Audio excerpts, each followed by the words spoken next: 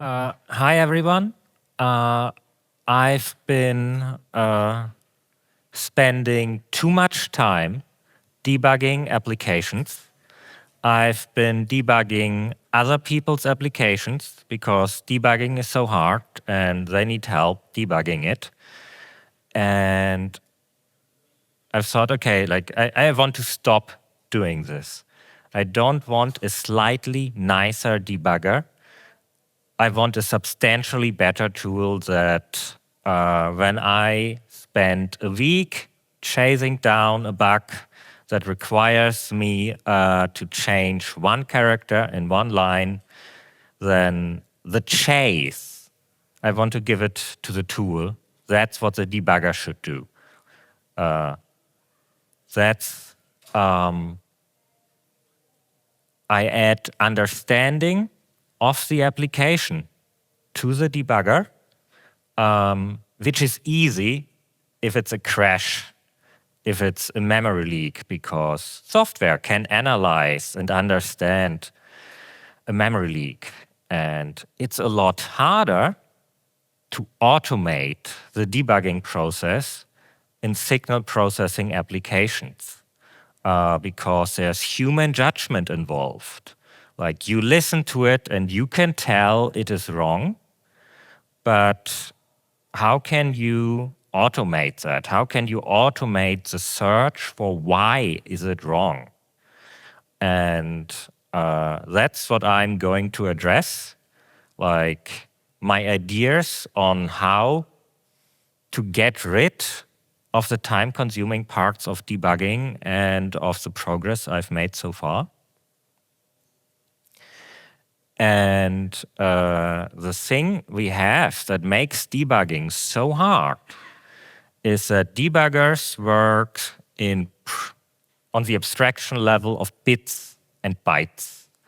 And you, as a developer, you have to translate between meaning and what it actually means, and then you need to get the bytes back, and then you need to translate back and forth.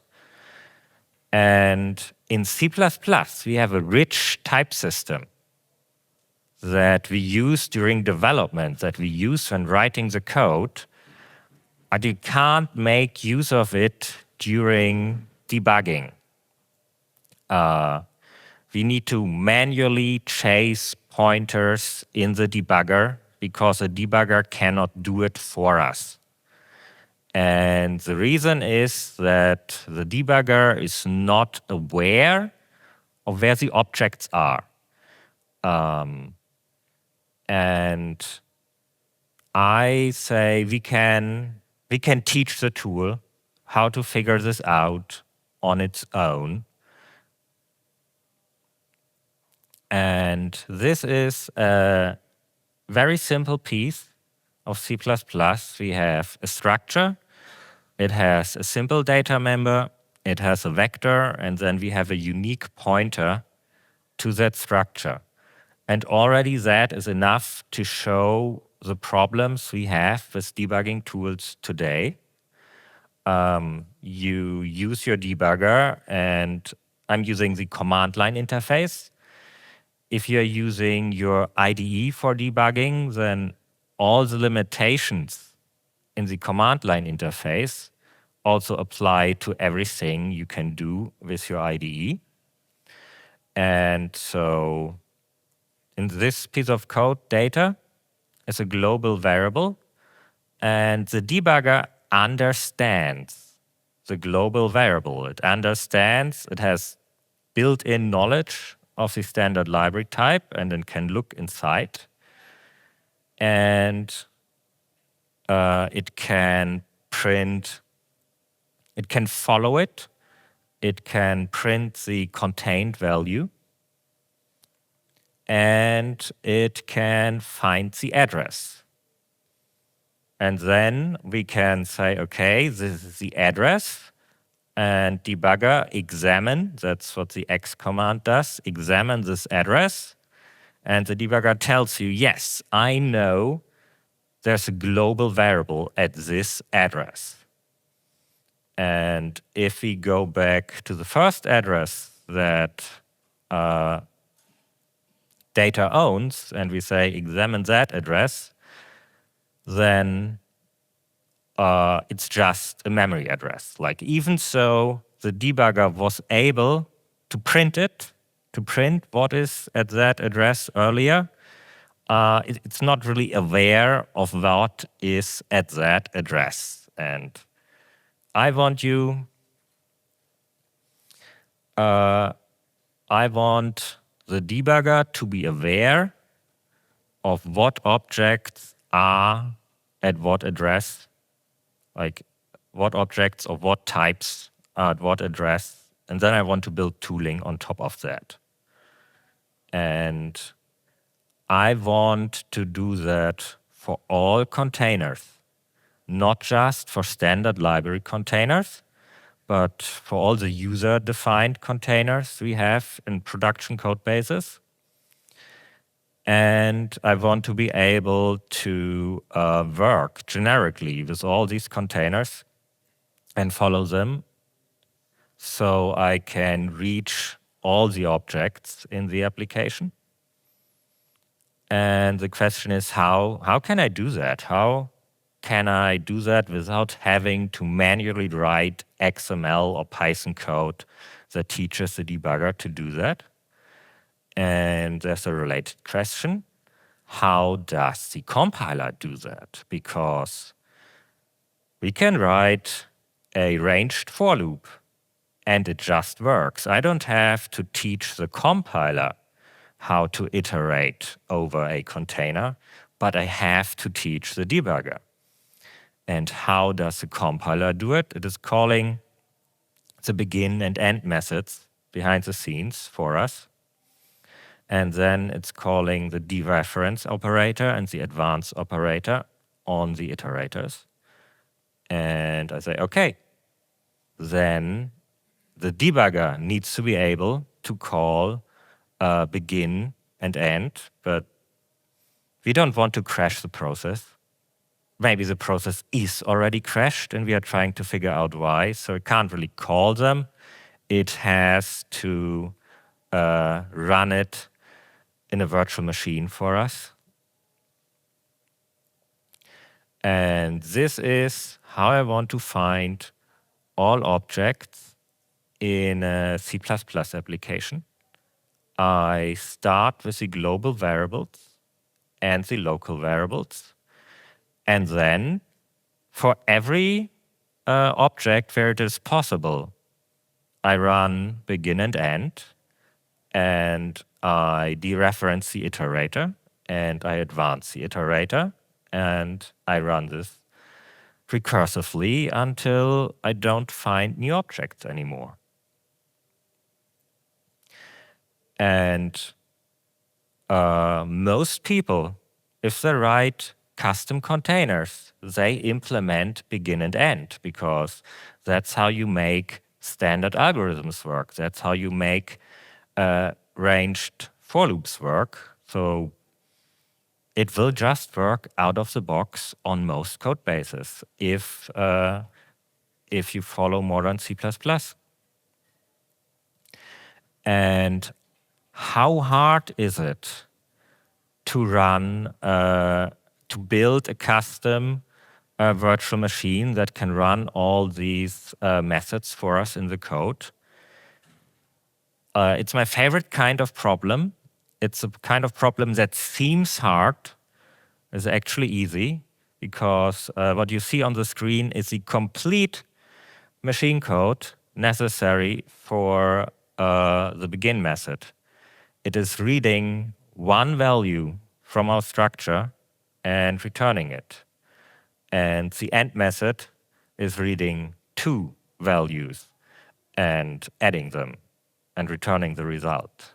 Like, everyone can write a virtual machine able to execute the machine code if we say, okay, you only need to be able to run functions this simple. I don't want to understand every function in the application. I just want to know how to get to iterators and how to deal with iterators. And for almost all containers in the standard library, And for most user containers, they're this simple.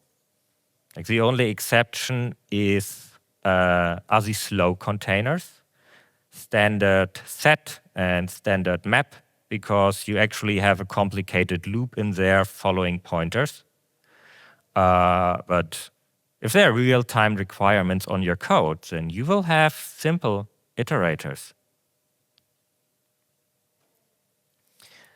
And if I want to find all objects, if I want to understand the entire application, we don't need to deal with just containers. We also need to deal with smart pointers and things like optional and expected.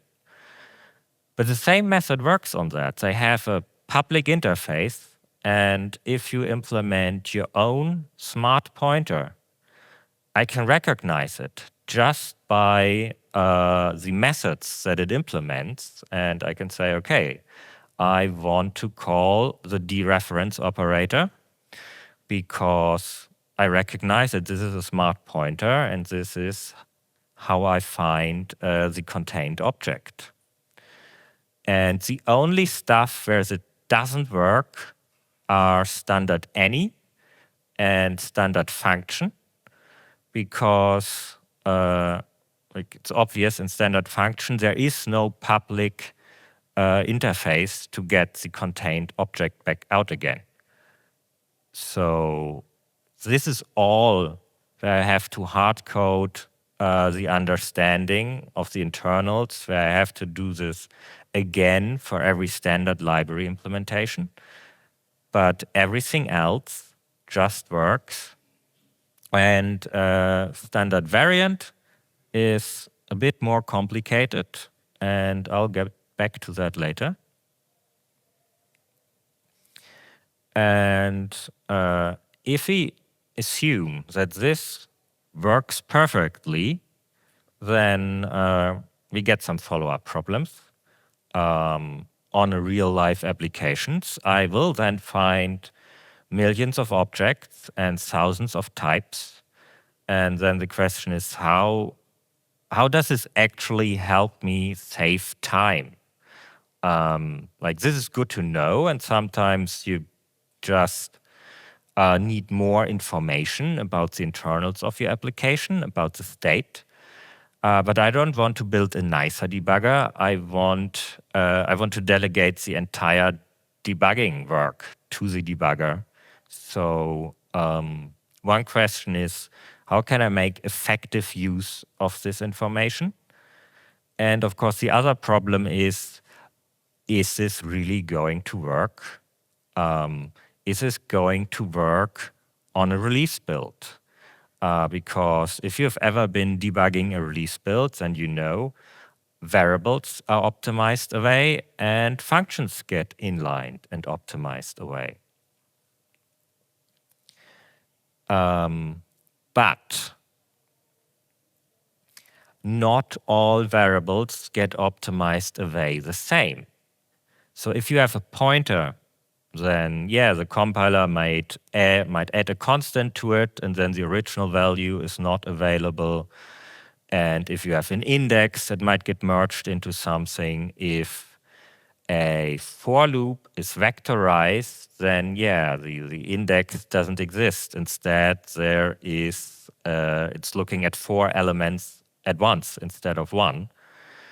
But a class that owns memory, that has a non-trivial destructor, these do not get optimized away. These are available in the release build.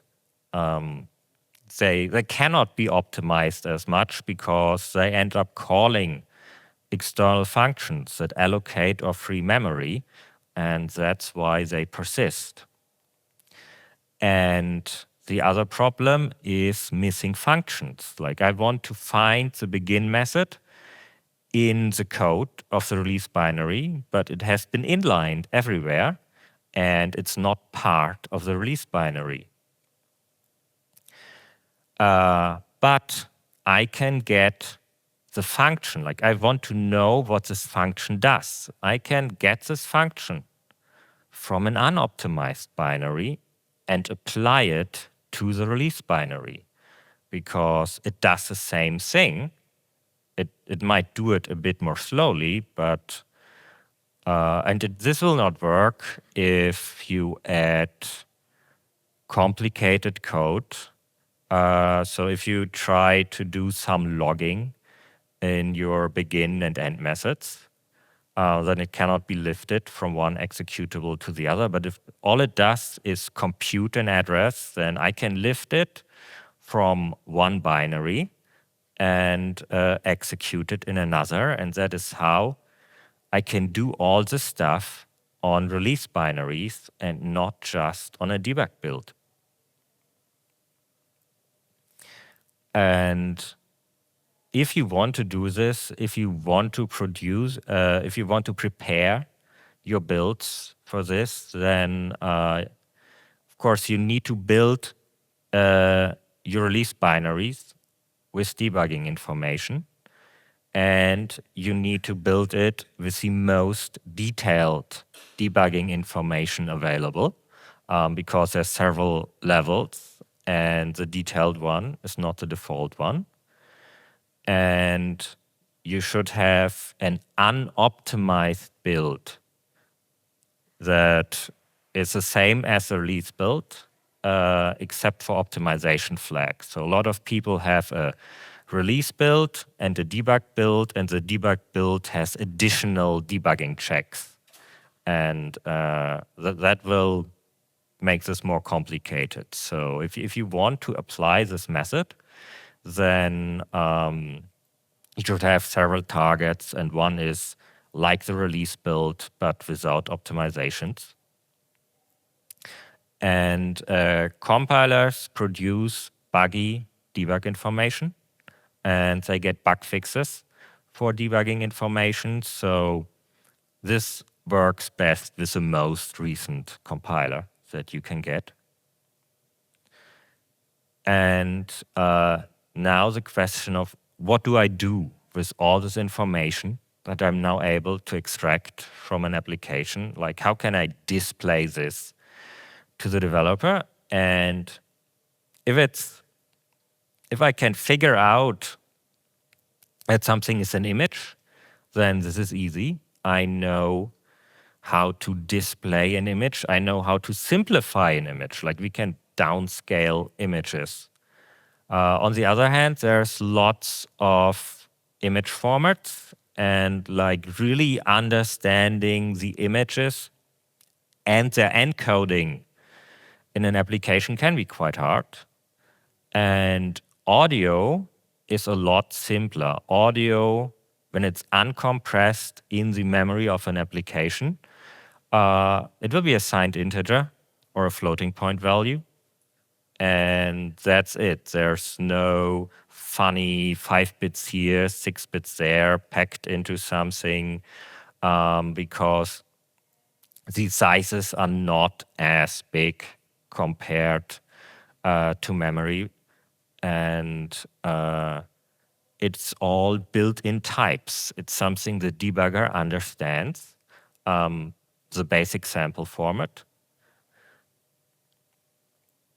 And there might still be a lot of difference. So we might have an application that was written for ripping CDs, if you still remember CDs. It only does 2-channel stereo. It only does 1 sample rate. It only does interleaved. And on the other hand, you might have an application written with juice. You have several types that are templated on the sampling format. They can have multiple channels, a variable number, and they're stored non-interleaved. And then you have an application that has one type that is able to store at runtime different sampling formats. And unlike containers, there's no uniform interface for them. There's no STD audio concept that they all follow. So this will require some kind of configuration. And I don't like configuration. Like, this is friction. This is something that requires you to understand the application and the tool. And so a beginner can't use it. If I'm a debugging expert, I can't use it because I don't know about the application. And so I was wondering what would be a uniform interface in code so people can ship this in code and the debugger can understand it. And what we need to understand is the sampling rate, the number of channels, the type of the samples, and whether they're stored interleaved or separately. And the one thing that is hard to do with code is to figure out the type, if it can change at runtime, because we cannot write a function in C++ that returns a type directly. Like, you can do funny stuff with reflection at compile time in C++26, and you can return a type ID or string. Most frameworks use an enum to represent types. But we have one concept in the standard library that translates between compile time types and types that change at runtime. That is variant. And the way this works in variant is you have a method that is templated on the type, and you run through the instantiations. You say, okay, get me an int or get me a float, and one of these will succeed and the others will fail.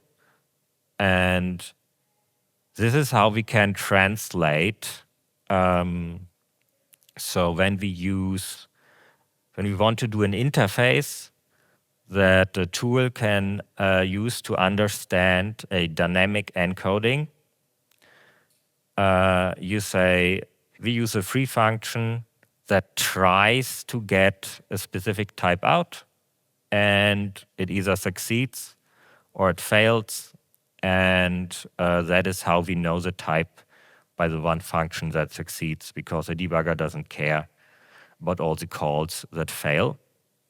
And you can use the same method to say, well, if they might encode samples interleaved or separately at runtime, then you say, okay, here's a function that returns interleaved samples if it is possible, and there's a different function that returns samples for one channel if this is possible.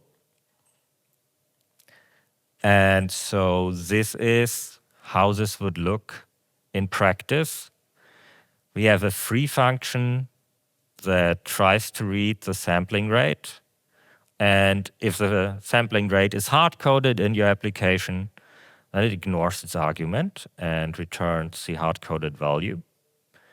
And this works with types that the debugger understands. This is not an ABI, so it can have any return value that the debugger understands. Like, this is closer to scripting, because this is all executed at runtime by the debugger.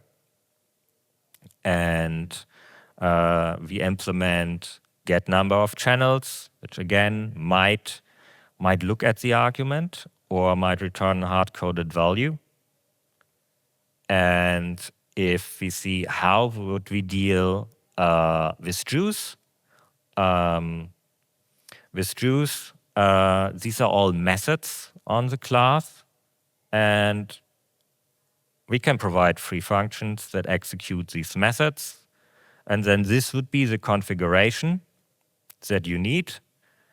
And something that I realized, which is different in audio than the work with radio signals that I did, is it can be really hard to figure out the sampling rate, because your buffers, they have the samples because they don't need to know the sampling rate. If you do a change between sample rates, you can specify the relative change. You can say, okay, I want to double it. There'll be something like at the very end and the very beginning, when you go to the hardware or you come from the hardware, those pieces of the application need to be aware of the sampling rate. But the individual buffer does not need to be aware of the sampling rate. And that is sad, because I really, really want to get the sampling rate. And why is that? Because I want to rip the entire buffer containing the waveform out of the application. Because when you say, hey, I was starting my application, I was listening to it, and I noticed there's noise, there's clipping, there's a problem, then I want you to be able to say, here's a Python script that checks for the problem that I just noticed. And I want you to run it on the buffer. And for that, I need to be able to get the audio out as a file. And these files expect you to provide the sampling rate. So this is the interface that I think will be able to save you a lot of time when debugging.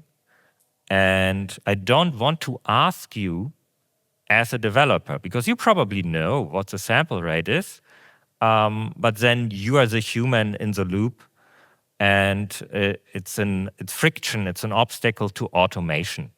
And I want to get as far as possible with automation. So I need to think a bit more about how can I automate for a tool to find the sampling rate in your application, because I think it's worth the effort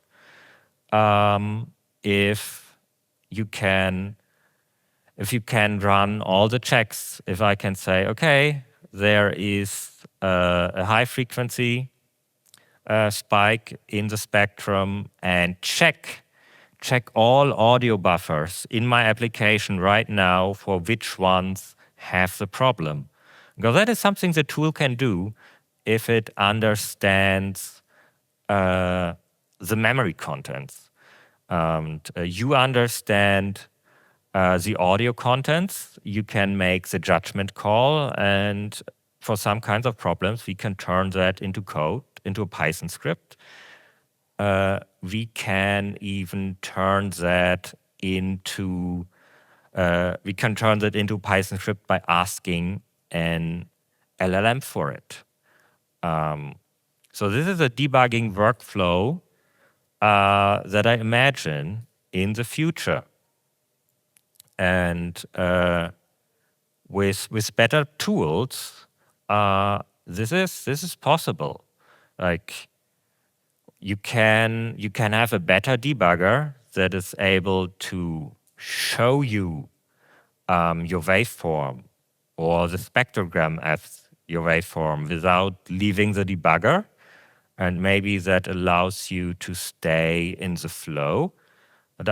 That's building a nicer debugger, and I really want to figure out how to automate the debugging process. And I haven't quite figured that out. Like, I have the idea that this is possible, that you can write a script that runs all the audio in your application, in your application's memory, and that flags you where the problems are that you specified.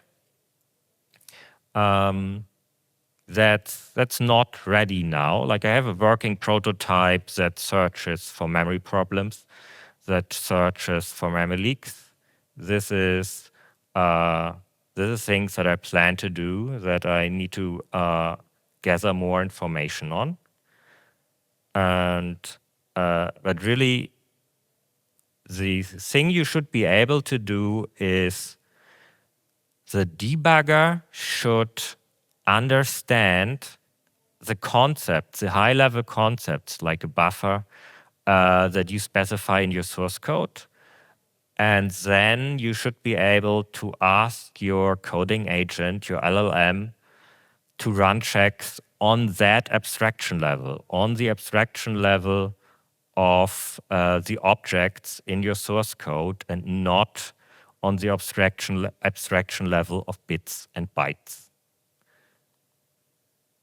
And if you've ever worked with Python and translated an Python code without type annotations to Python code with type annotations, that's a lot of work.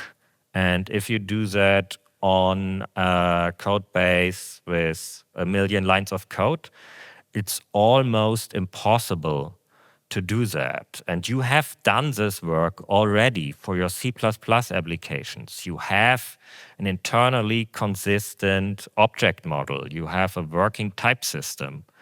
And like that's effort that you put in that we are not making the maximal use of. And so this is a goal. I want to make the debugger make better use of the types that you specified in your application. And then I want to find new creative debugging tools on top of that functionality. Thank you.